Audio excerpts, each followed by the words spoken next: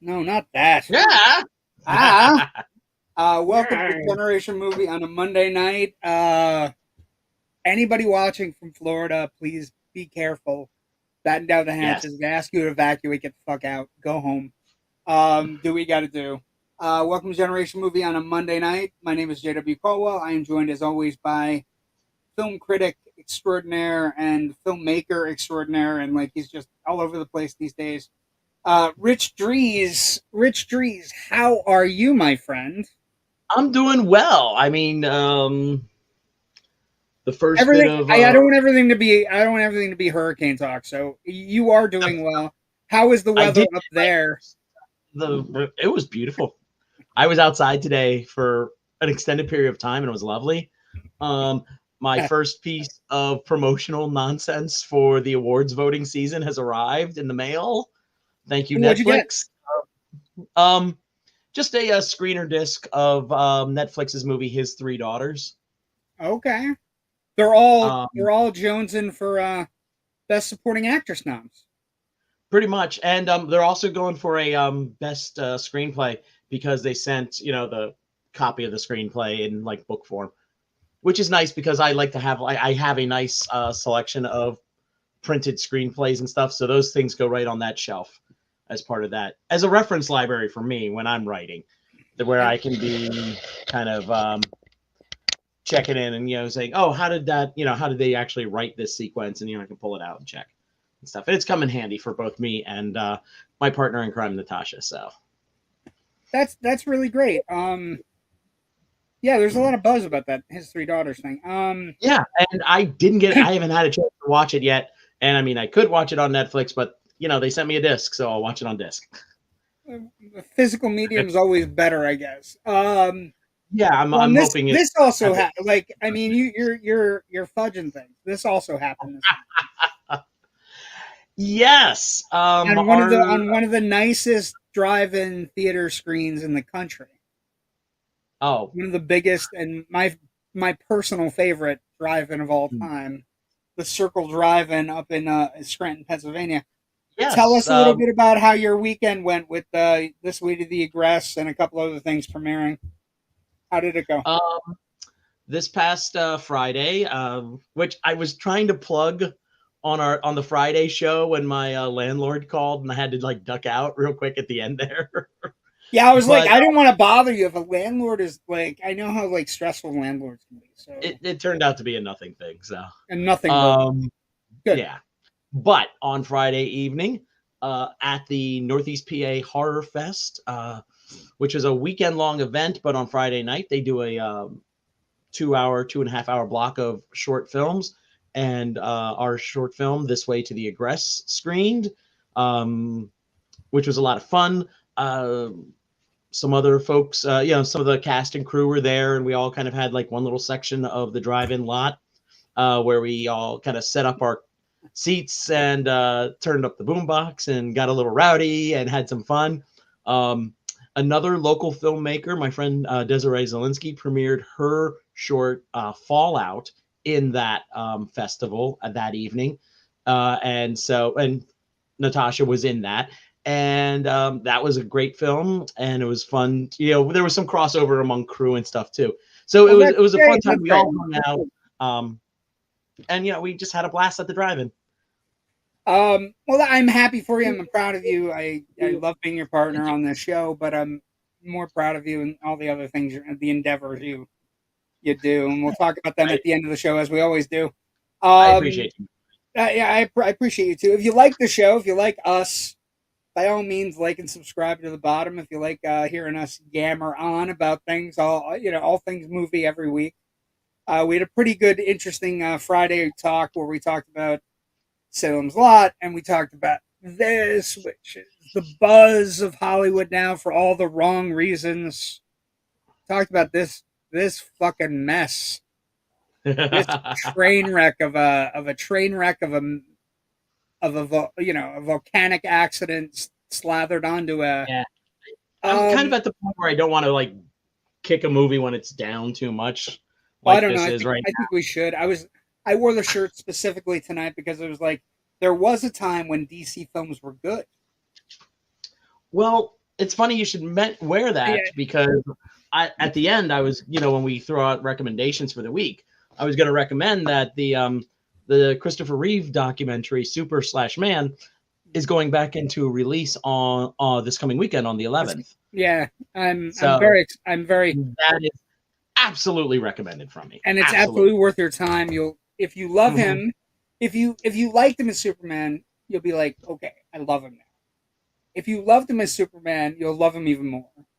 And so it's just one of the great documentaries. There's two really great documentaries right now that are all about hope and compassion and understanding. Will and Harper and Superman, the Chris Reeve story, are both fantastic. There's a great John Lennon documentary that's going to be like a one-day only thing on Wednesday on his birthday called Daytime Revolution, about the week he and Yoko Ono co-hosted the Mike Douglas show back in, I think it was 72. Oh, I bet you that's a fun little jaunt. It is. I would love to be able to go to a screening on a Wednesday, but our state is going to be shut down. Yeah, you have a little bit of a problem this Wednesday. It's going to go to streaming, and it's going to go to streaming at the end of November. So we have an Uncle Milty problem. I'd like to call it Uncle Milty. Anyway, it's going to slam his big hurricane dick right into you. Yeah, just a huge hurricane schlong. But in talking the numbers, like these numbers are for Joker are.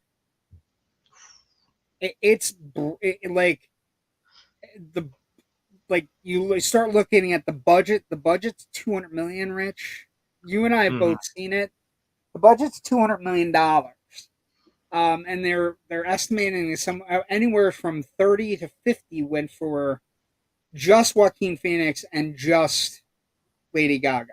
And then, one of the things that came up was that this film shot on it's in entirety in LA, which is one of the most expensive places to shoot on the planet, right? True. I would love to see more production happening in LA simply because there's a lot of people there who are still kind of not fully employed following the strikes, but they could have shot this the same way they shot the first Joker in New York and in Jersey City. And they were also offered the Warner Brothers part of Pine Tree, I guess, right? They were like, there were many ways, and like so somebody goes, oh, okay, well, it's shot in LA, it's got to have a lot of things in it, and in reality, if you're thinking about it, it's got 4 sets, like 4 legit sets, Rich. 3 of which are mental facilities / jails that could be shot anywhere. So, like, I think it's going to be like, it's a much bigger problem now, right? Because now it becomes like, and this is where it gets funny for me because I don't necessarily want to kick the movie while it's down. Because again, I think what we talked about on Friday is true. I think maybe he's lashing out at people liking the original and him saying, hey, here's a big, you liked it?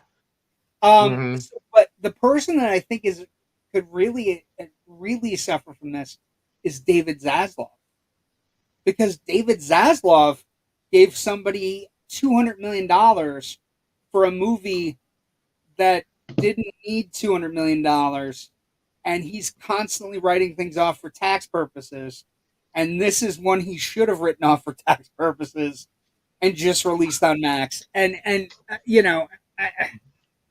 One person this week asked me, what's better, Salem's Lot or Joker? And I'm like, Salem's Lot isn't perfect, but it's not joyless. Aggressively bad. It's not aggressively bad. And then the other thing I was going to talk to you about really quick, we talked about it a little bit, and I was thinking before we do that, though, I just want to say, I don't believe in karma. But if it exists, I hope it's sights set firmly on David Zaslav. And because now all of a sudden, I don't have too much pity for the boy. Now all of a sudden, Batgirl looks kind of good, doesn't it? Anyway, but the other thing I was going to say to you is, and Coyote versus Acme. And Coyote versus Acme. And what I was going to say to you is, I think the most interesting thing is, as I was playing, like I've talked to people and everybody who's seen it, and I've chatted, and two things that came to mind that, and it was an attack on Todd Phillips, but also, you know, like Todd Phillips had a great blueprint to do the first movie. Blueprint Mm-hmm. is big comedy, right? And then he makes this, and it's a musical, and it's like, one, there's no musical for him to do a template of, right? And then the Riff on. second thing is, you can do the musical, and we talked about this, but you have to understand musicals, right? There has to be some basic concept of how a musical works, and that's what's inherently missing. Now, I've also seen a bunch of memes about the idea that people went in and the reason they were so upset is because it was a musical, but there was never a moment where it wasn't a musical. Like, it's not like a bait and switch where, like, all of a sudden you get there and Gaga is singing songs. You know she's been cast as Harley Quinn. She's gonna be singing songs. Like, Mm-hmm. there's no reason to cast her otherwise. Okay, some comments quick. Good evening, gentlemen. Good evening, Joe. I hope you're safe. I hope you're battening down the Evening, Joe. hatches, so to speak. Yes. Good evening, friends. Good evening, Ken McKernan. Hi We may again. be getting a new show with new blood coming soon. Okay. In Wind case is you're picking up here. tired of this old tired blood here. Is that what you're saying, Joe? Come Yeah, Joe's sick of our show, is what that comment means. We're gonna get some new blood in here, you old bastards. on. Wind is picking up here, working from home the rest of the week. Yeah, that's Stay safe, Joe. Please stay safe. beautiful movie screen, Rich. Yeah, it was great seeing Rich on the big screen. But yeah, the numbers are brutal Still so though. weird to me. It's super cool though. Yeah, I guess. Listen to these numbers, and then also listen to some of the other numbers from the weekend. So Joker's at 37, all the way down from an initial estimate that thought they were going to make 70. Then it went to 60. Then it went to 50. Then it was like, we're hoping for 40. And it was like 37. The Wild Robot came in second with 18 million, only losing 47% of the audience, as is the case with most kids' movies. 40% drops are normal. So that's at 64 million. Beetlejuice, Rich. 10 million. Not the greatest reboot ever, but it is just sticking around, only 37% off at a new total of 265, and it's edging ever so closely to Tim Burton's highest grossing film of all time. It's now squarely in second place. Um, and then, we're just gonna have a bunch of horror movies and stuff for the rest of October. But Mhm. this Joker thing is, Conclave opens up at the end of the month, though. The Jude Law film about yeah. the cardinals gathering together to elect a new pope, which I've seen. And I can't remember if I'm under an embargo on that or not. So I'm not going to say too much. We won't talk about it. What we will talk about is $37 million, just to put it in perspective quickly. Sorry. First movie costs 70 million. Second movie costs 200 million. First movie grossed $39 million on Friday in 2019. That is David Zaslav nightmare fuel. That is like, first movie grossed 39 million with previews on Friday alone last in 2019. This one, like, it definitely wasn't meant to sound that way, guys. You know you're too amazing. Just meant to get back on track to be a net worth in multiple shows again. Yeah, I can be on every show, Joe. You don't have to be so mean. You don't have to be so mean. You don't have to be mean to Rich. No, I'm kidding, Joe. Yeah. We know, and we desperately want new blood on the show so we can mix and match and have all kinds of fun with other people. Although this show won't get touched, so it's just us and an occasional Natasha when she's not busy with like all of her acting or making films. Jesus. But yeah, I'm intrigued by the fact that this, I don't know. I'm some people online are extrapolating out that it means bad things for Superman next year, and I'm like, no, no, no, That's no. And it's not like we're at this point now. You're right. And somebody goes, well, there's comic book movie fatigue. No, no, because if it's good and it's something people want, it's not fatigue. You can't have comic book fatigue when Guardians of the Galaxy grosses $360 million and Deadpool grosses over $1 billion. You can't call it. You know what I mean? But it's oh yeah, just yeah. and this movie, I think they lucked into $1 billion the first time. They tapped into a nihilist. We're going to talk about nihilism tonight. Nihilism is part of the thing we're going to talk about tonight. I think when that movie came out, they tapped into a nihilist streak that was kind of like right bubbling on the surface of our pop culture world, right? This incel slash misogynistic kind of like thing that's just bubbling underneath the surface of shirts like this, or it's bubbling. It's there, and I think they just got lucky, and then they're not lucky now. So it's okay. The fact that we've moved on from this is better, don't you think? Like, is that weird to Yeah. say? Okay. No. Okay. It's I I always bristle at, oh, it's this type of fatigue, that type of fatigue. Not necessarily. It's more of a byproduct of where some genre has some initial success, like Star Wars. And then while Star Wars is happening, you get all the copycats, all the people trying to cash in on stuff. You don't make And fun of Battle some of Beyond the it's good. Stars, Rich. You don't make fun of Battle Beyond the Stars, my friend. No, I'm kidding. Go ahead. I'm all about spaceships with boobies. But yes. But at some point people stop chasing the thrill they got from the originator of the fad and start going, oh, some of these movies aren't that good. And that just isn't fatigue of the genre overall. It's just going, let's just focus on the good shit. So we'll go see it. We want to be a little bit choosier with our time and our money. Yeah. Joker Fully I Do is 2 hours and 18 minutes of our time that we're never getting back.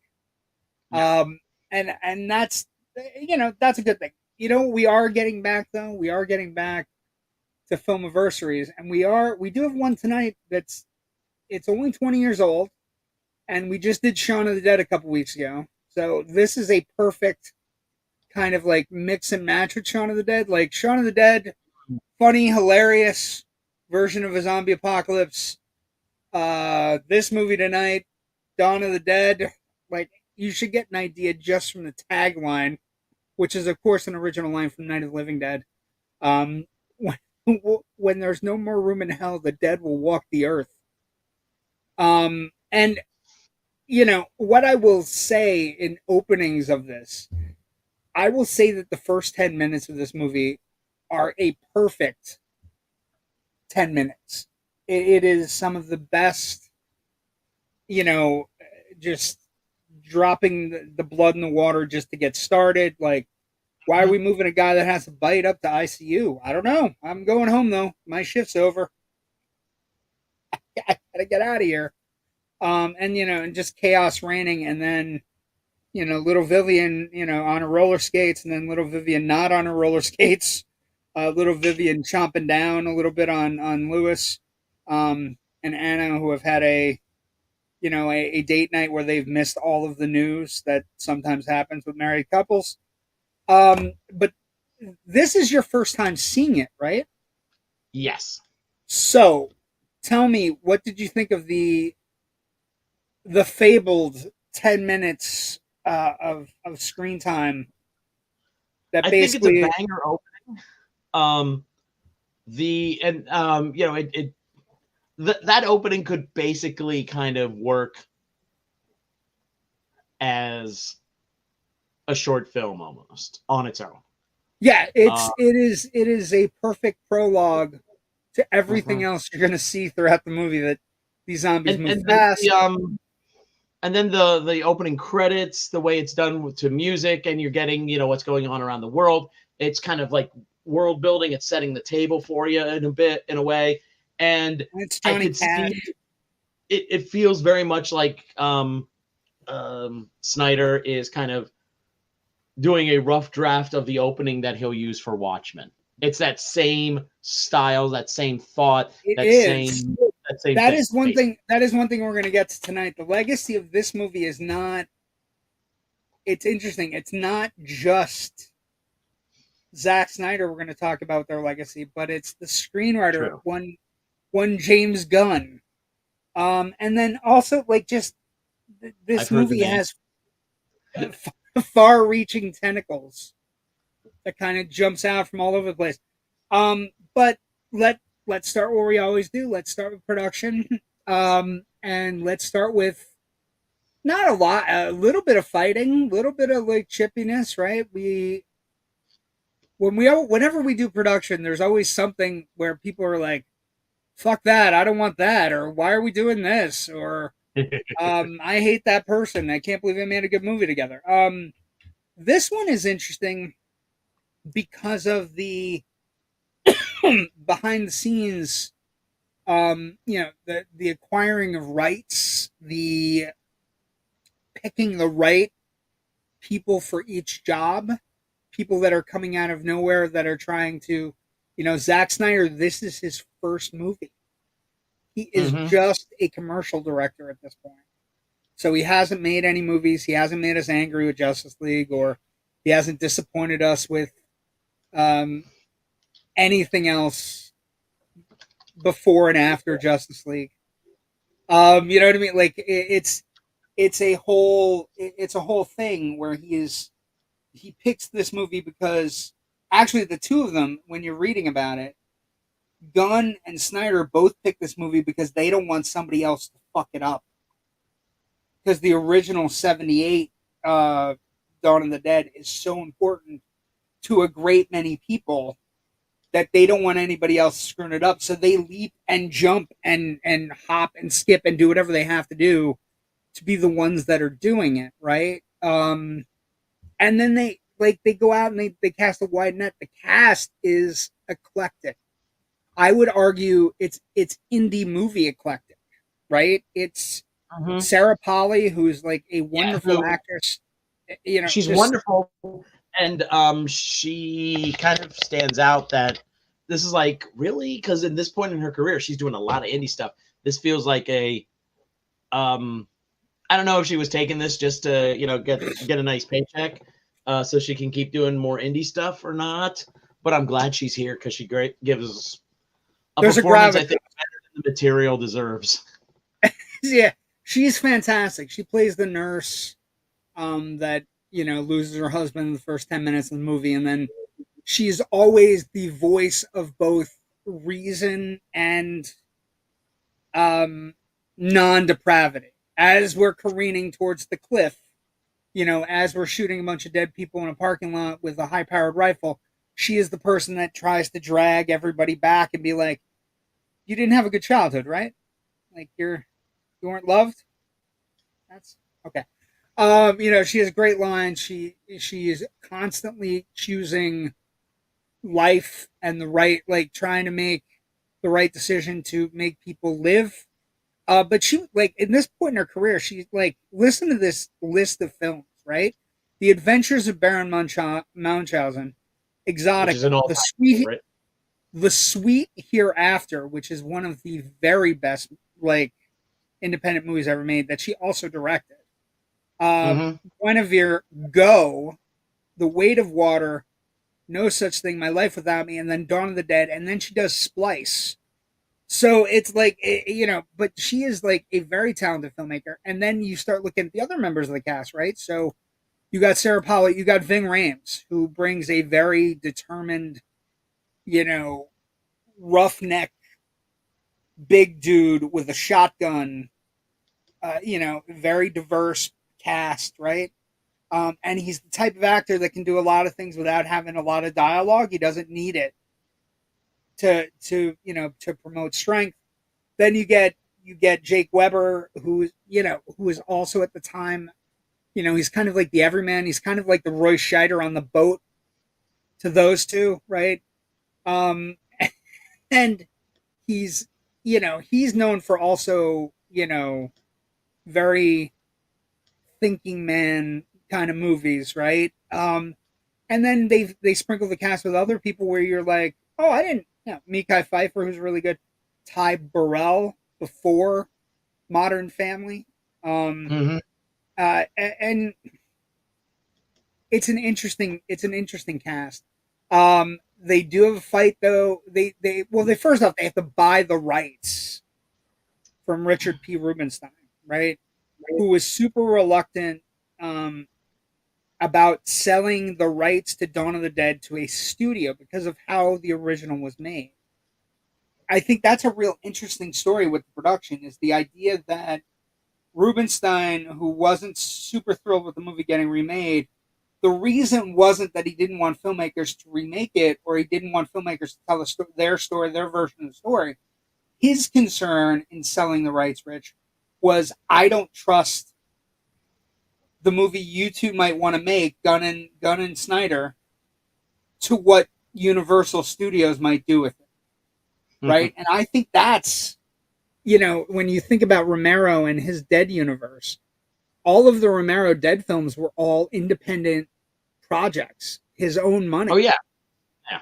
You know what I mean? And so that is something that kind of is a real interesting like twist, right? Because sometimes when you're independent and big studios come along and you're like, you want to remake my little independent film and make it into a big budget thing? Mm-hmm. Where do I sign the papers? But Rubenstein didn't want to do that. So he had to go in and trust Gunn and trust Snyder that their version, as Gunn put it, with an attitude, a zombie movie with an attitude, um, is really interesting.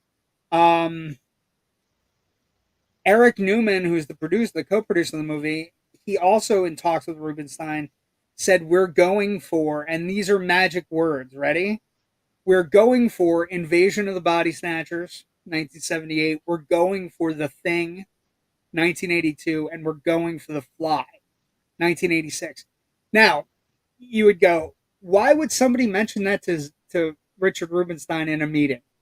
And the answer to that is, Rich, those are three of the greatest remakes, reboots, whatever you want to call, three of the Mm-hmm. greatest horror movie reboots or remakes where the new director and the new creative staff got the fucking memo, right? Yes.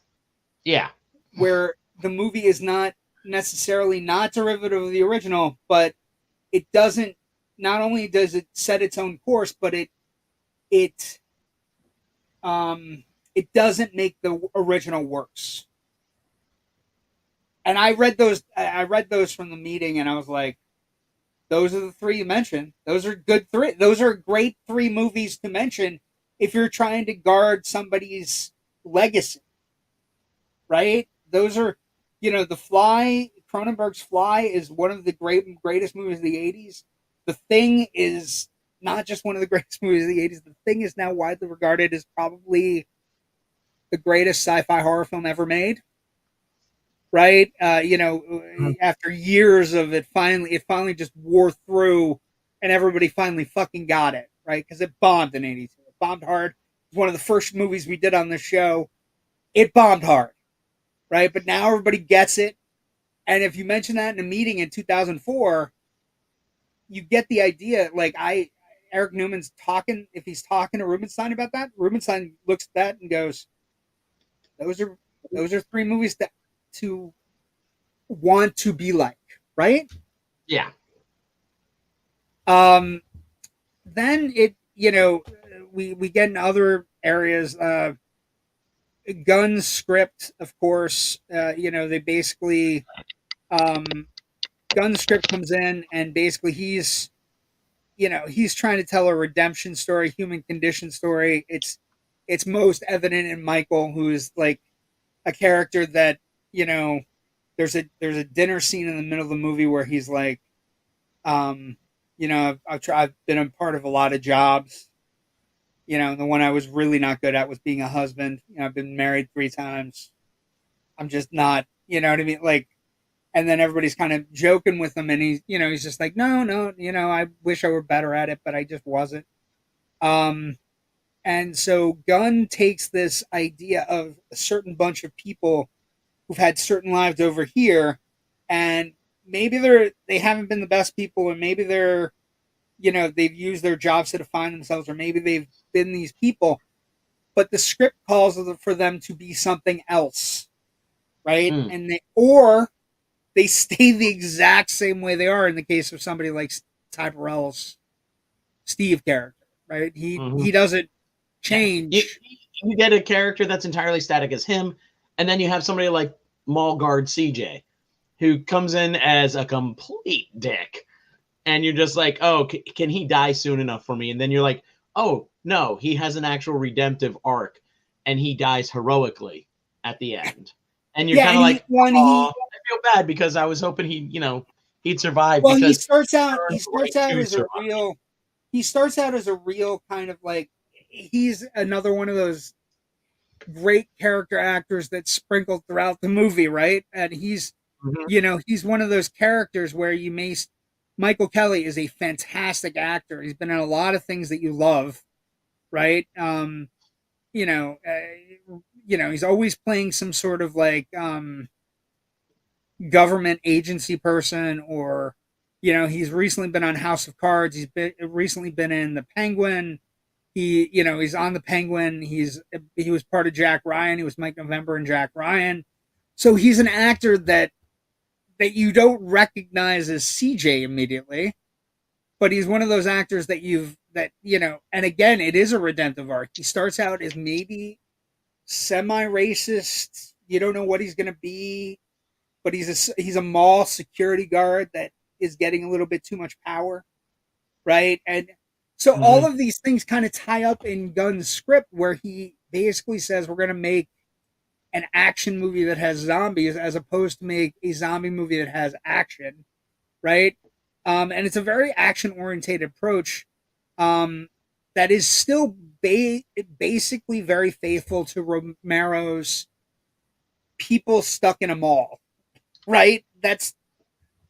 Again, there's a lot of stuff going on in the original Dawn of the Dead. It's all about anti-consumerism. It's about how malls have made us into zombies, kind of thing. A satire wrapped inside of a zombie flick, wrapped inside of a gore fest. You know what I mean? And this one is not like that. This is one of the as a production person, as somebody who loves movies, this is one of the rare remakes that stands on its own without ruining the original. Like, sometimes we have remakes. There's a bunch of different remakes, right? Sometimes we have remakes that make the original look bad, or make the original aren't good, and then they waft onto the original, and it causes the original to not be liked, right? And sometimes we have remakes that are like, they kind of just stand there on their own and can be loved. You can love John Carpenter's The Thing and still love The Thing from Another World, the 50s sci-fi movie where it's essentially yeah, and that's what I mean. Where they're essentially fighting a giant carrot that happens to be a bloodsucker. It's not the same as Carpenter's, but it's fun. And the same with The Fly. Help Me, is one of those things that you never hear in the Cronenberg version, but you could. You could. And you can love both and still love the artistic filmmaking. And I think that's one of the strengths of the production here, is that they went in not loving the original. And it's something, I think that's a simple thing to say, Rich, right? That we're going to remake this movie because we love it. But 9 times out of 10, when you and I encounter a remake, what happens is I look at it and I go, I think they hated the first movie. They think they're better than telling the story they're telling. You know what I mean? I don't doubt that Gunn and Snyder both revere and love the original Dawn of the Dead, and they're like, let's do our own thing with it, and that's great. I just and we can get into it a little bit later. I just found like the idea that they don't do any when the original is a great horror movie that has like a satirical point of view about consumerism and stuff, Yes. and you remake it and you don't really have anything to say with your movie outside of just it's a more actiony version of this story. And you know, Well, yeah, I think you're right. I enjoyed think it, that's but a I valid thought it point. was kind of hollow at the same time. Oh no, I don't. I think it's glossy. I think it. I think that's part of the reason why people love it. I think the And that's interesting fine. thing. I think the interesting thing is Romero's stuff. Every once in a while, you go, a lot going on. I don't know that we need everything. Like Land of the Dead has got 25 different subplots. You know what I mean? But I think the theme that they go for is at least got an idea that they have their head on. Pre-production. Um, I think the other things they come up with. First off, they find a mall in Ontario, Canada, that was literally called the Crossroads Mall, that was being demolished, and they took it. Rich, this is an interesting thing. If you're, they didn't buy it or anything; they just basically rented it, a mall that was being destructed, and then they went Mm-hmm. in and they made it picture perfect, right? They made it film worthy and something that they redid the mall. They took 8 weeks to do that. Forty-five Yeah. thousand square feet. They made 14 stores out of nothing. They made the parking structures, the warehouse areas, all film ready in 8 weeks. And then also like the design of the stores, they were so careful with it. One, they didn't get anybody to. They got two sponsors that said they would be stores in the mall. Nobody else wanted any, which is when you look at it now, you go, well, that's silly. They should have somebody somewhere like a shot Remington or a shotgun company or Outdoor Life. Any of these, they should have taken them up on their offers. But so they create these stores. They create stores that are like, interestingly enough, if you really go into it, they made stores that are credits to people that they loved, right? Where they just they were tongue in cheek kind of like actors that they really liked or whatever, hallowed grounds or and all these different things that are in the final version of the movie. But I was intrigued by that. 8 weeks to create the mall of your nightmares or dreams, depending on how you look at it, is a real Mm-hmm. interesting thing. um Visual effects are provided by, and this is a great story. Visual effects are provided by Canadian VR studio, but also the makeup effects are done by David Leroy Anderson with an assistant from, and I don't know if you saw her name in the credits, but she's there. One Heather Langenkamp. Oh, that sounds familiar. Yeah, that name sounds familiar. We're gonna be talking about her in a couple weeks. But so her husband. So actually, if you know the movie, if you know Wes Craven's New Nightmare, right? In Wes Mm-hmm. Craven's New Nightmare, Heather Langenkamp, her husband is a makeup supervisor that is working on the new Freddy movie, who gets murdered by the glove, right? So her husband is actually responsible for all the makeup effects. And this Mm. is another thing where you look at it and you go, and she worked with him on it. So, you know, he had started his own company, and then they moved into the mall and they did a whole they did like a giant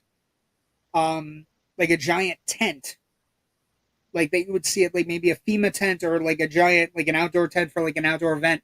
And they created so much makeup for the film. You know, and he did everything based on a whatever, like they were, you know, listen to this. According to Anderson Langenkamp, the most extras they ever had at a given day sat between 200 and 400. They had 3,000 total makeups completed when filming ended on September 6, 2003. That is an incredible amount of makeup effects. And also, another thing that has to be brought up, there are two really gory moments where Andy, who runs the gun shop, is shooting people from the top of the gun shop who look like celebrities, and the headshots are they're Yeah. incredibly gory, but they're incredibly well done. Well, Heather Langenkamp and her husband David Leroy Anderson came up with bullet hit squibs that were not dangerous on this movie. That has become a legacy thing where people aren't as endangered and the headshots look much better. So he developed an alternative method in which the team would use attach wires to the scalps, loaded with blood packs, and yank them with a remote controlled air ratchet system, lending the same kind of gruesome effects that squibs without any harm. So there is innovation, there is sheer volume. They create them all. They create all these zombies with varying decay pieces of decay, and they come up with the blue green skin tone, which is super interesting. Blue green purple skin tone. And I just think it's an excellent part of the production that has to be mentioned. Before we get to music and everything else, where they picked some guy that had never done a score to do the score, and they have a soundtrack that's just one of the best soundtracks in a horror film ever. Right? They have the Richard Cheese cover of "Down with the Sickness," which is by the band Disturbed. They paid for both versions after Snyder fought for it. They have, the excellent Johnny Cash song at the beginning. So it is the interesting thing there in the production, Rich, is that everything is there for how Snyder will do other things in his first movie. So production tricks he learns here, he incorporates everywhere else, which I think is why I wanted to talk so much about the production, right? Well, box office hits. It opens on. Let's see. It opens. It opens the same release time as The Passion of the Christ, which gives James Gunn the greatest line he's ever given until recently. But you could see a movie with one guy rising from the dead, or you can see one with thousands rising from the dead. You make the decision. Which again, that's Gunn into a T. It opening weekend it grosses $26.7 million, knocking The Passion of the Christ out of first place. The budget on the film is $28 million, so it almost makes its entire budget back opening weekend, which is major for a horror film. If a horror film can make back its budget in its opening weekend, everything else is gravy on top. It opened on 2,745 screens. It lasted about 5 weeks in theaters, give or take. And the box office worldwide is 3.7 times the production budget, which is really great for horror. It ends up grossing 103 worldwide, 58 domestic, 44 international.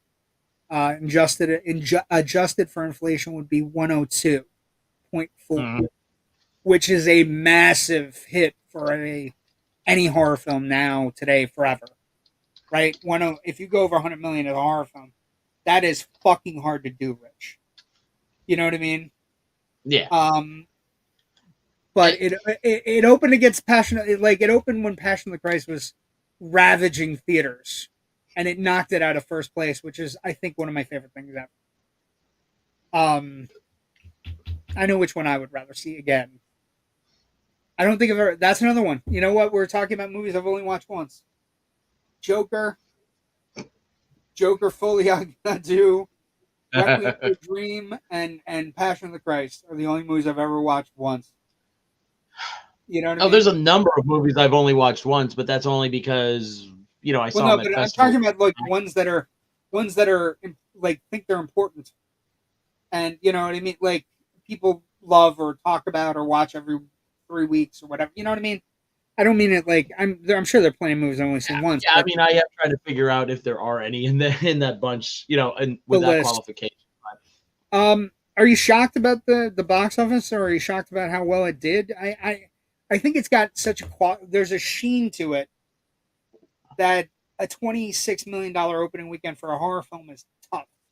You know what I mean? Especially opening playing against Passion of the Christ, which was doing gangbusters. Mm-hmm. Um, I think it's there's a sheen to it that makes it easy to see a bunch of people going to see it. It also has one of the things that does come across in the box office. It's one of the most diverse, even though it doesn't talk about diversity. It does waste that. Those they have all these great diverse actors in the movie, um, but it is one of the most diverse box office. Like, what's the word? I'm trying to think of the word. Fudge. Uh, just like like how the general populace, the consensus on it, right? Yeah. So 63% of the movie was people under 25. 50% of patrons were male. Hispanic moviegoers comprised 21% of its supporters. African Americans a huge 14%. That's like those are bonkers numbers. Yeah. Um, It's not a four quadrant movie, I don't think. It no, definitely but appealed to a subset there. yeah, but it's an interesting subset. Like again, it has actors from all across the spectrum, like racially. It never does anything with that. It never except one sequence with Ving Rhames and Mekhi Phifer where he's basically like, "Hey, you were a gangbanger. That time has passed. You're gonna be a dad. Fuck off. Mhm. Pick it up." You know what I mean? But they never really take any of those other racial things that could have bubbled that I guarantee would bubble now. And if somebody was trying to make a fun action movie where it's like, oh, I don't know, fucking stop, just let characters be characters. So it opens, does well, has long legs, goes to video, does tremendous on video. No surprise, as most horror movies uh, have always done. But there have been several. Again, it's a Zack Snyder movie, Rich. I know you're shocked to find out there's a director's cut of the film. Shocking. Shocking. There have been 4 Blu-ray releases of the film. There is, you know, eh, there's a 4K ultra high def director's collector's edition from Scream Factory that's been recently done, uh, as early as this year. And so like shocking. There's a Zack Snyder cut, but it did very well. It did very well in all versions of home media as well. So reception, critical response then and now. We use Rotten Tomatoes just as an aggregate to give you an idea.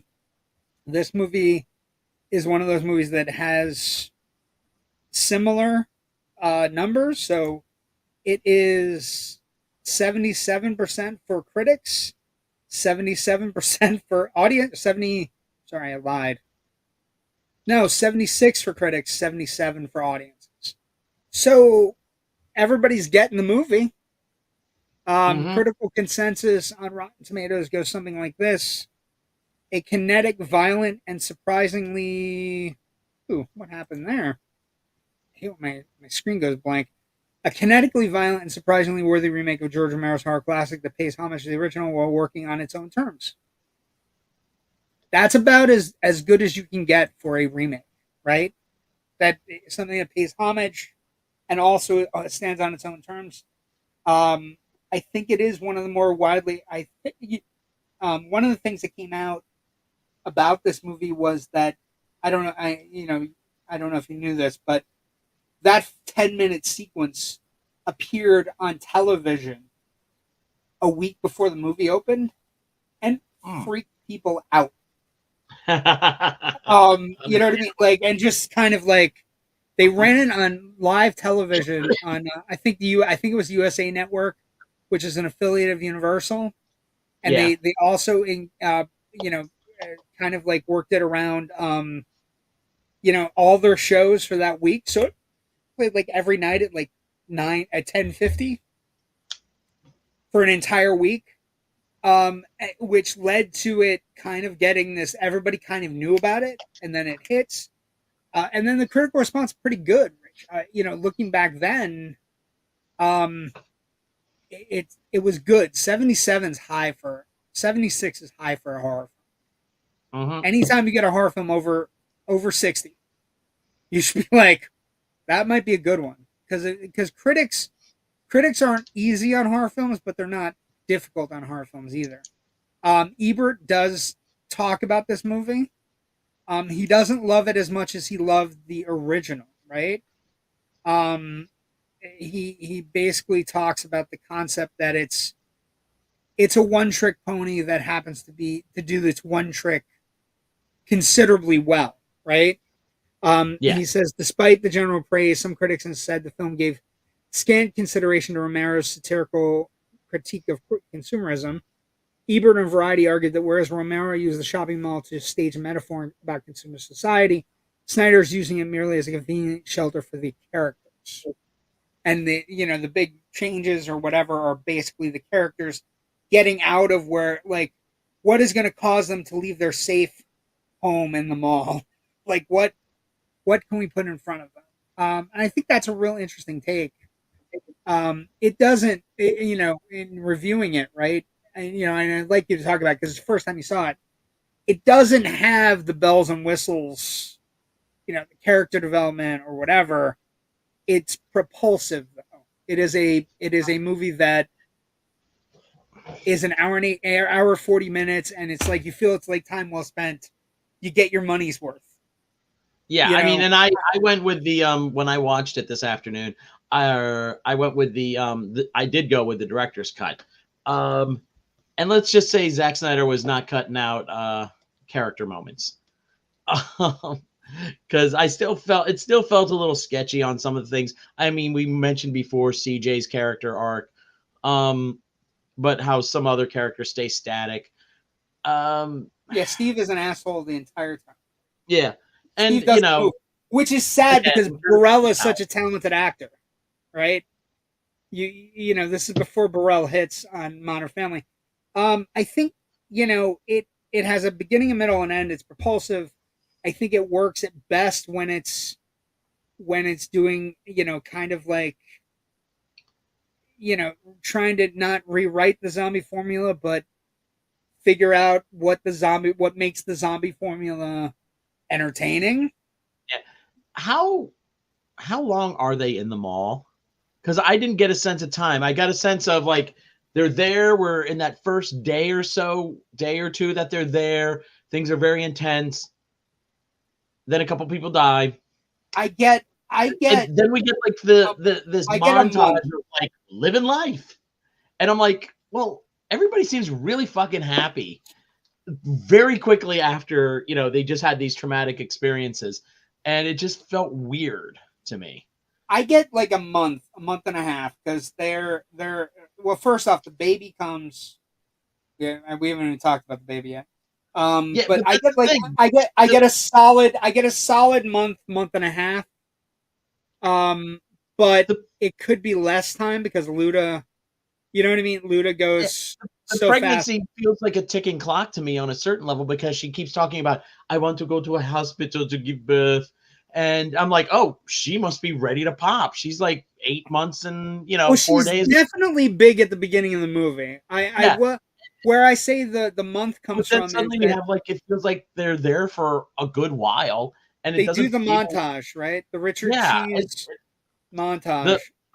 The timeline doesn't feel right to me. Okay, and I feel it's like a month time because you feel like a mall store in which case she should have had the baby already, right? Where the mall would order stuff, right? At the beginning. Yeah, I'll give you an example where I'm trying to get the time from, right? They all have time to figure out the pieces of the mall they like the best, whether it's the shoe store for the guy or it's, Burrell, like, finding the video store, you know what I mean? Like,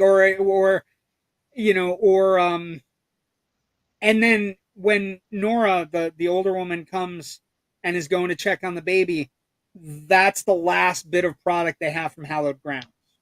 Because she puts it on the table and she's like, that's the last of it. That's the Yeah. like it's the last thing out of the fridge or whatever, right? So I'm thinking like a month, a little bit, 3 or 4 weeks. Andy's about 2 or 3 weeks. I'm in Yeah. like 2 or 3 weeks, give or take. Because Andy runs out of food and he's a survivalist, which I don't particularly understand, but survivalists have Yeah, changed. I was like, if he's a survivalist, he should have at least have that all in stock, a good amount of that food stuff in stock to be Yeah, selling. well, that's Let that. alone, I think you could pick things apart. I think yeah, what they do, like again, for me, it's got an air of gravitas because I know who Sarah Polley is. So like Sarah Polley slumming for this movie is one of my favorite things ever, just because she makes every time she's in the movie, the focus goes to her, right?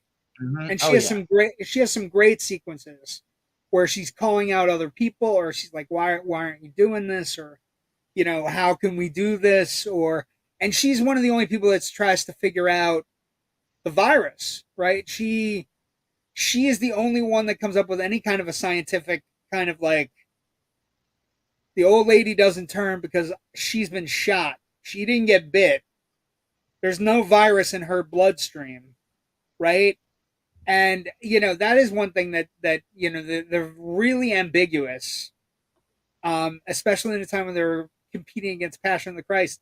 It's not a God thing, although there are preachers in the movie, and of course the preachers are played by one of the stars, Ken Foree, one of the stars of the original, right? And so there's nice little touches there. I think the reason people love it, I think the reason horror fans love it, is because it doesn't give you a chance. Like, it doesn't give you a chance to kind of nitpick. It's already moving on to the next thing. What's going to happen next? Like, okay, we're CJ's kind of started to have his arc. He's like, yeah, we'll get some paint. We'll go up on the roof. We'll try to figure things out.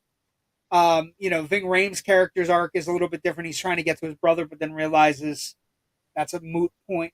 Not going to get there, right? And everywhere his brother supposedly had been, they get news that it's fallen, right? yeah, Michael is an interesting character. He's kind of like, he's the one that tries to keep everybody like, hey, let's not kill each other. Like, we have to worry about them and not necessarily each other, which is, that character would be welcome on a show like The Walking Dead, where every 5 minutes somebody was betraying somebody else in an effort to, I don't know, get more stuff.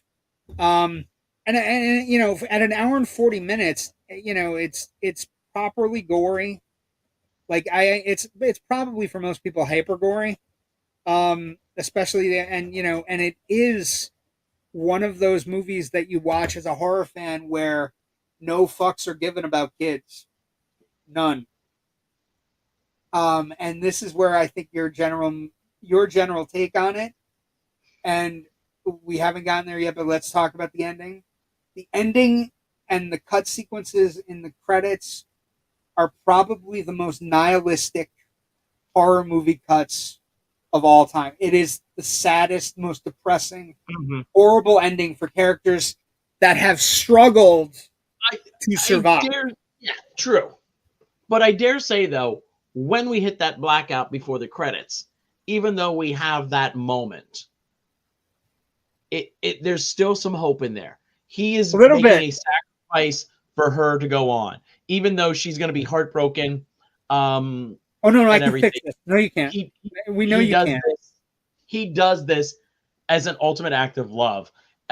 Where before, as we said, he kind of talked about how he was a crap husband a couple of times around. Yes, And so he's a great artist. Yeah, Michael has a great art. Amazing and beautiful, I think, in a way. And and she, because he's helping when he gets bit, he's helping her. She's gotten the boat key, but she has jumped in, like, in between 20 or 30 running very fast zombies, which is this is one of those movies that has super fast zombies. right? These are 28 days later zombies. And I think it's an interesting kind of part of like the legacy as we get into legacy. These super fast zombies are like, if they're like, usually zombies become a threat because there's so many of them, right?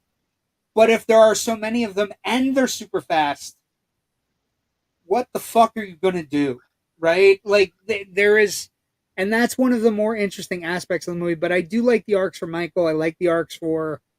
I Mm-hmm. love the arc for Anna. I love the, you know Yeah, what I mean. She does. and I think ultimately, that ending though is a moment of it's a moment of love and it's a moment of hope.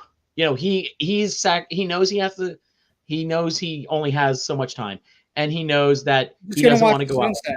and he I'm just gonna and watch the he's sunset. hoping, yeah, he's hoping that um you know Their plan, that that the Anna is plan is going to gonna go work. on and live. And then I Right. think what happens in the credits undercuts that.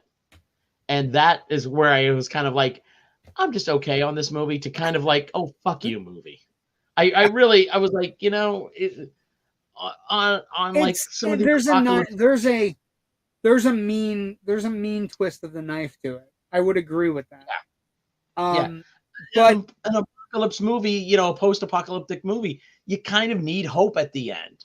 Because you want your patrons to go out, hopefully, to their I cars I or could wherever survive and this. grab, I you know, yes, I agree, and I think the interesting thing there is it, it, when this movie is made, we're in a bit of a nihilist, and this is the perfect time to talk about this legacy, right? The legacy of this movie. When you get into this idea that okay, so first off, zombie movies are a franchise viability that are always like we're gonna have zombie movies until we die. You and I are yes. gonna die, and then there will still be zombie movies after us. But I was intrigued to like the list, the who's list for this movie. Franchise viability. We never got a sequel because it does end so blazingly nihilistic. It ends so aggressive. Um, oh my goodness. For some reason, I didn't get a notification you had a show or going live. Stupid Facebook. Stupid Facebook indeed, Sean. Good to have you. Ooh. Boo Facebook. But I think the legacy of this movie, when you look at the who's who of people who consider are fans of this movie, who think it's the vision is there and it's really well done. The one name that popped out for me as we're talking about the legacy, right? We're not going to necessarily get another Dawn of the Dead 2. We're not going to get, we've already had a Romero, we've had, Night of the Living Dead, Dawn of the Dead, Day of the Dead, Land of the Dead, right? So we've had the 4 Romero movies, that the Romero scripts that are already done. We've had our fair share of other, offshoot movies like 28 Days Later that every once in a while something comes along and reinvents the genre a little bit, although that's not necessarily a zombie movie as much as it is an illness movie, although this one is an illness as well. It's a virus. They talk about it openly and actively. Um, One of the things I find most intriguing, right, is that one of the people that talks about this movie is Yun Sung Ho, and he doesn't mean anything to you unless you've seen a movie called Train to Busan, which is a fantastic zombie movie from South Korea, and it's Yes. well done and amazingly well done, and it is violent and vicious, but it doesn't have near the nihilistic string that this movie has. Right, the we're gonna abuse the audience for an hour and 40 minutes, and then at the end we're gonna stick the knife in and twist it. Right, Train to Busan doesn't have that, so I think but he considers this one of his favorite movies. Something he saw, and he just other fans, Trey Parker and Matt Stone, loved it. They love this movie. They actually they made a Night of the Living Homeless episode of South Park, and they credit in the credits they credit James Gunn and Zack Snyder. So you know,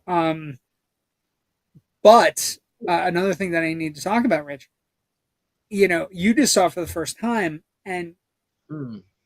over the last 20 years, though, Rich, 2004 is when I saw it, right? I saw it opening weekend in the theater because I'm that kind of a nerd. And listen to how, couple things. Romero ripped it apart in 2005, right? He did an interview with Simon Pegg about how he enjoyed Shaun of the Dead much more than he enjoyed uh, Dawn of the Dead, which Mm-hmm. he called Dawn of the Dead more of a video game, and your movie had the idea of at least that we're drifting through our lives, right? So Romero Yeah. gave a huge credit to Simon Pegg, um, you know, but you have websites like Bloody Disgusting. You have it's been on a lot of top 10 lists. This is what Bloody Disgusting wrote in 2019, celebrating the 50th anniversary. 15 years later, Dawn of the Dead completely holds up. The film's flaws are mostly at the character level, though having a dumb zombie baby and a few undeveloped red shirts in the mix is hardly a deal breaker. The action, particularly the opening scene and the propane explosion climax, in addition to the fantastic special effects makeup, the brief flirtation with found footage, and the reverence for its source text while introducing something new, makes Dawn of the Dead one of the best remakes of all time. Other things, Rolling Stone had it number 3 on the top 10 zombie movies ever. Empire had it in its top 12. It's on Rotten Tomatoes' scariest opening scenes in movie history at number 6. Best horror remakes at number 9. And 16 memorable horror remakes on the Rotten Tomatoes list. So it is in the last 20 years, it has become beloved. Not nearly as beloved as the original Dawn of the Dead, obviously. Yeah. But I think that's an intriguing thing. And that you saw it for the first time today is kind of amazing. Like, it's interesting because I wonder if things I have to get done. well, no, but I was thinking about but I was thinking about it like because I think part of the allure for me, and part of the reason I put it on our list, part of the reason I wanted to do it for the show, is because I think it has grown. People are very affectionate about Anna and Kenneth and Michael and CJ. 20 years later, where it's not necessarily every horror film goes 20 years in and you go, I care about this, right? Yeah. Well, I'll give it this. Okay. For years I was kind of like, I'm not a big zombie guy. And then as the years went on, I was like, well, I'm certainly not a big Zack Snyder fan. So, it just kind of fell off my radar in terms of watching. And so I'm glad, I did finally kind of get forced into it by you for this, because I do like it. I think it's probably the best of Zack Snyder's films, which from me, I know sounds like I'm damning it with faint praise, or praising it with No, damned but praise. I will say to you, all of the problems with Zack Snyder stuff is there. Like all of the problems that Zack Snyder is there. But what I would say to you is it a Zack Snyder movie or is it a James Gunn movie? It's more of a James Gunn movie, in terms of characterization for what we do get. Some stuff feels watered down. I'd love to sit down with a copy of the first draft and then the shooting draft of what they shot here. I think the screenplay possibly curtails some of Snyder's worst influences or worst impulses, because honestly, I was waiting for the pregnant woman, for that baby just to like baby zombie fetus crawl out and just like burst out of her stomach alien style. And because I would see Zack Snyder going, oh, that would be cool, and doing that, and it doesn't. And I think the way that sequence plays out, I think, is much better. Zack Snyder. This is the only Zack Snyder movie where anybody has ever been around to save Zack Snyder from himself. Yes. This is one of the only movies where somebody is there going, no, we don't need slow motion. Like, they're fast. The whole point of the movie is they're fast zombies, Zach. We don't need the slow motion. And I think that's another legacy point. If you like Zack Snyder, there's a lot to love here. Good on you. Yeah, good on you. I don't. Rich doesn't. We don't. So No. I will say that there all of the things that you think you could have a problem with Zack Snyder are. You're Oh, up. I know. You're I was doing it for. I was doing it for. I was doing it for attention, Rich. They're reeled in. They're kind of like, don't do that shit. You know what I mean? yeah. And I There's think a few. There's a few like slow mo motions where I'm like, this doesn't add anything outside of like I thought it would look cool, so we did it this way. that's yeah. I agree. But I do. But the character arc, the idea of world building, I don't necessarily think there's Zack Snyder, although he gets all the credit now, right? Mm-hmm. He created 300, he created all this, and look what he did with Justice League, and all these people were Zack lovers. But I think it's more of a James Gunn thing because it's a camaraderie in the face of ultimate danger. Mm-hmm. How do I build friendships, or how do I try to lean people away from their Yeah, darker I would impulses? say you could probably make a broad generalization that a lot of the group dynamic here, at least among this people who mostly survived through this movie, that kind of desperate disparate, excuse me, types of people coming together to form a team feels very Guardians of the Galaxy to me. In the same They're way that disparate and they're desperate. It's both. yes, You can use in the both same words. way, and it's just a very rough parallel. In the same way, you could say Joss Whedon's Alien Resurrection and that spaceship crew is a rough sketch of what he eventually Serenity. refines into Firefly. Yeah. But I think it's interesting that this film has a legacy where it was hated by somebody like Romero.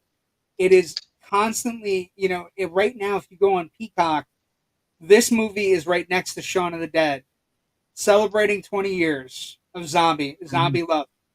And so I think it is a fantastic. If you wanted to do a double feature, zombie double feature, you get amazing comedy of Shaun of the Dead. You get um, the amazing, propulsion.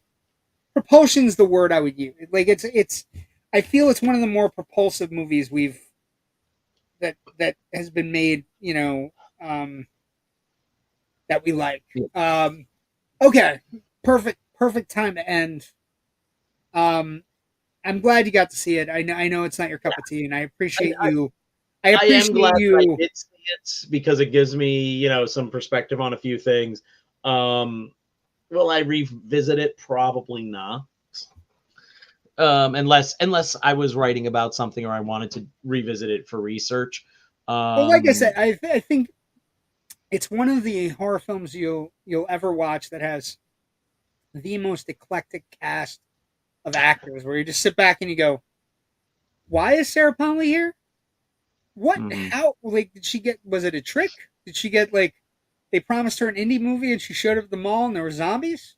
Like, and then you get Michael Kelly who's doing all this stuff that he's CJ has got such a heart to him that you're cheering against him early and you're like fuck that guy, and then by the end when he's doing when he's you know biting the bullet and just finishing Mhm. and he's fuck, like you're just like damn it, I started to like that guy. Yeah. That takes a lot of skill by an actor to take a role that's written down as like you're going to be the asshole mall cop early, and if you play your cards right, my friend, you can end up being one of the coolest characters in the movie. You know what I mean? Because he ends Yeah. up becoming the defiant, like if you're doing a Walking Dead comparison, which again is something that you can take into account. Although I will say, one of the things that doesn't go into Walking Dead from this is that all these people most of them are trying to work together and they're not screwing each other over, right? Mhm. Walking Dead became a show where it was just constantly. He's the Daryl Dixon of the movie, right? He's the guy that you don't necessarily think you're gonna like, but then end up like absolutely falling in love with. Because Ving Rhames is Ving Rhames. He's Marcellus Wallace. He's always Yeah. Marcellus Wallace. Okay, great place to end. this week. Rich, who are you? Where are you? What do you got going on? Where can people find your stuff? You're doing a giant SNL 50 Oh thing yeah. on Film Buff Online. Where can people find your stuff? All of my writing can be found at filmbuffonline.com. A lot of reviews coming in the next couple of weeks. I've got Philadelphia Film Festival in about 2 weeks. Also, New York Comic Con. I believe we're going to be doing some coverage there. I'm still waiting to hear back on my press credentials because these guys screwed something up. Always Every work.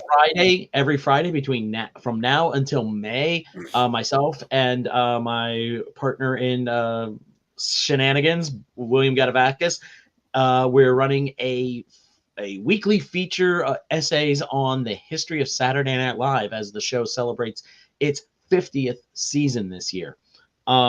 You can also find Film Buff online on Facebook, where we always post when we have new articles going up, as well as some Facebook exclusive stuff, including on this date in history posts, things like that.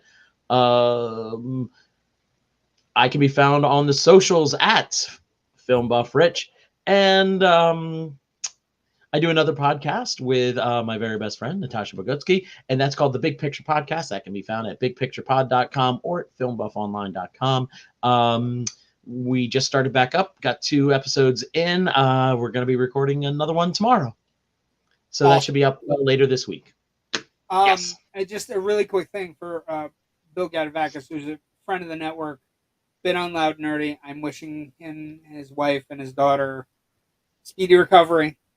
Because Yes. I know a speedy recovery, and I know that they've had some medical stuff going on, so I'm paying attention to that as well, and I want Bill to know I'm thinking of him. You can find me, JW the Movie Guy, on Facebook, Twitter, Threads, Blue Sky, Instagram. It's like 5, way too many. I'm also doing 31 and 30. Oh wait, have you seen the trailer for Ballerina? Yes. Yes. I don't know if it's going to be good or not, but I like her. So, a couple things. I like the John Wick movies, and I like Ana de Armas. And as I said to somebody, another smart soul named Alan Berkavich, the biggest waste of talent in any franchise recently was Ana de Armas and her one scene in No Time to Die. She should have had more, and she should have had her own. Like, if we're going to give her a spinoff, I wouldn't have minded a Bond spinoff with her. But Ballerina looks good. The action's going to be top notch. You know what I mean? I don't know. I don't know if you can have a John Wick movie without John Wick. Is the problem? We'll see. But she looks game, and she is one of my favorite actresses.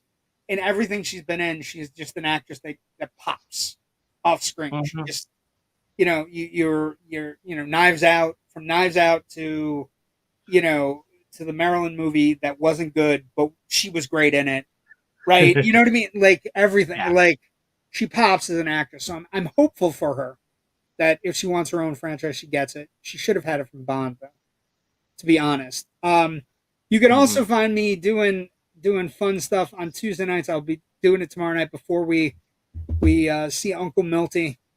I'll be doing a good show with my good buddies, Loud Nerdy, on Tuesday nights on the Indie Escape Network. And then next week, provided there's no issues or problems, or we don't, the state isn't in disrepair. Like, I'm not talking about my house, I'm talking about the state.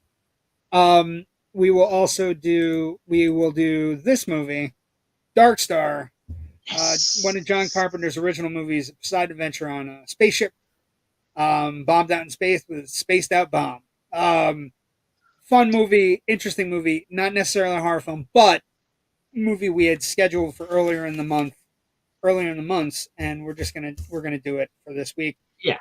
Big movies coming down the pike next couple weeks, the last 2 weeks of Halloween. I don't know what order they're going to be in, Rich, but we're going to do the original Nightmare on Elm Street because I said there was a Heather Langenkamp thing coming up, and we're also going to do the granddaddy of all, slasher films, and Texas Chainsaw Massacre celebrating its 50th anniversary. It's going to be in some theaters for the end of the month, so we're hoping we can kind of do it with then. And we're also hoping maybe we might have another guest, somebody who's might have actual production talk. We'll have to see. We have to see if we can do it. But thank you for joining us tonight. We'll see everybody Yes. next week. I will try to stay safe and I'll keep everybody going. Also, I am doing 31 of 30, JW 3130. You can follow that everywhere. I've watched 7 new horror films the first week of October. Some are really good. I'm going to tell you right now. I think you would enjoy the Creep movies. I know you don't like horror. I've been hearing good things. Well, they've been around for a long time, and I'm just getting to them. So I saw Creep 2, and then Shudder at the end of the month the middle of the month is doing the Creep tapes, which is essentially the same character played by Mark Duplass, Aaron, or Peach Fuzz, depending on how whatever you want to call him, basically doing one of his tapes, like one of his victims every week. Yeah, Duplass. Yeah, it definitely has me interested. I hear it's a little bit of a mumblecore movie, which I'm like, okay, I'm interested. It is. I think you'll get a kick out of it. I liked Baghead, which he did with his brother years back. I thought that was pretty smart and inventive. Peach Fuzz is the name of his mask. Sorry, it's again. I've fallen in love with this movie. I've watched both of them in the last 2 days. I also watched 2 new ones. Oddity, really good, really excellent revenge horror film. Well done. Got released a little bit earlier this summer and didn't get a big release, but now it's like out and streaming. And I also watched It's What's Inside, which is the Netflix one that made me feel old, but I thoroughly enjoyed it. It's a body horror / sci-fi thing where a guy shows up at the night before a wedding with a box where people can change the bodies. They can change their consciousness in other people's bodies and vice versa. And the game is they have to figure out who's in whose body, but that sets up how people actually feel about other people and who they actually want to hook up with, and all of the things you get out of a slasher or horror film, but in this really bright, engaging Netflix package that is one of the better movies they've made in the last year. So, I'm gonna go ahead and recommend, if you haven't caught it, The Substance. Yes, none of the Showtime. It's a 2-hour and 40-minute movie or 20-minute movie. With AMC, that would be $240, and I couldn't get to Joker. I should have went to see The Substance. To be honest, I probably should have. But JW31 and 31 is the hashtag. It's on Twitter. It's on Facebook, Instagram. Please jump in. I'll have a new movie tonight at midnight. Thanks for joining us this week. We'll see everybody next week for Dark Star. Be safe.